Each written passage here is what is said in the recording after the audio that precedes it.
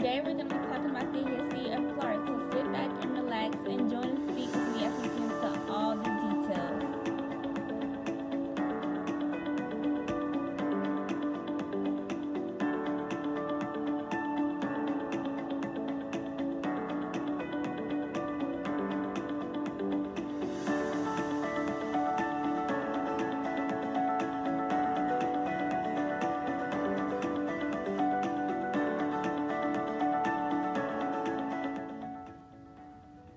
Hey guys, it's Raven here. I'm back with you again, and today we're going to be talking about the history of Clark Atlanta. I know usually we talk about something a little juicy about Clark, but today we're going to talk about the historic and the prestigious Clark Atlanta University.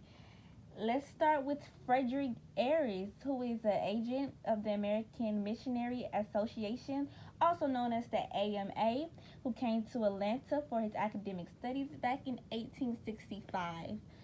That is was a long time ago.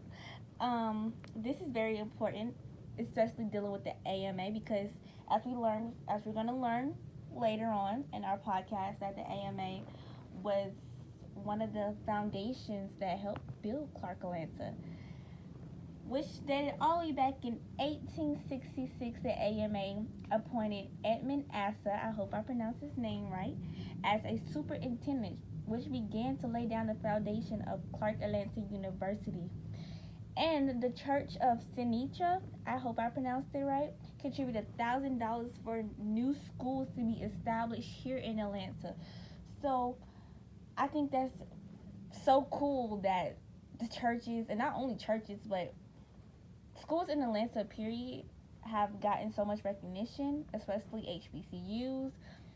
People have contributed so much money for these schools to bring the best education, the best living areas, the best college experience that we can have. And I think that's super cool to have.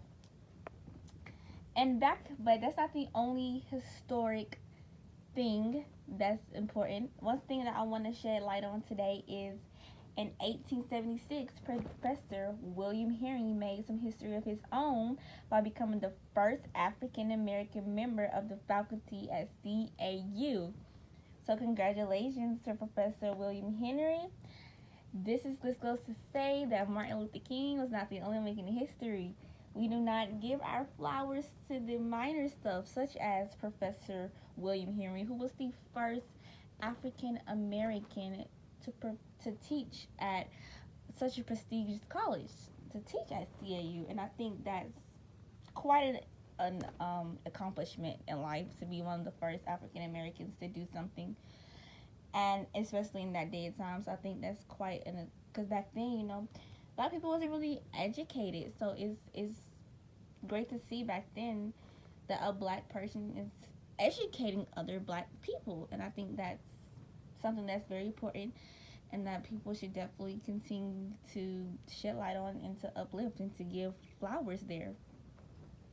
And in 1879, CAU was considered a 4-year college that included Grammarly courses, college prep courses, and industrial courses.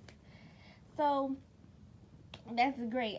All this, a lot of stuff has led up to Clark becoming a 4-year college.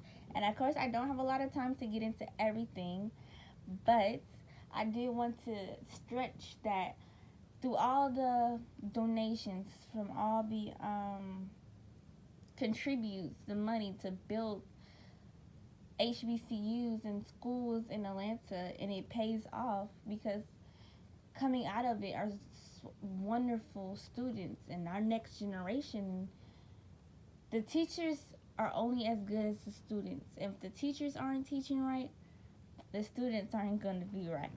And I was blessed in high school to have such amazing teachers, and I'm blessed now to be in the first year of CAU to have amazing teacher of my own.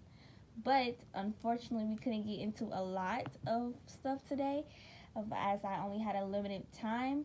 But I hope you guys enjoyed today's podcast and discussing all the juicy details of Clark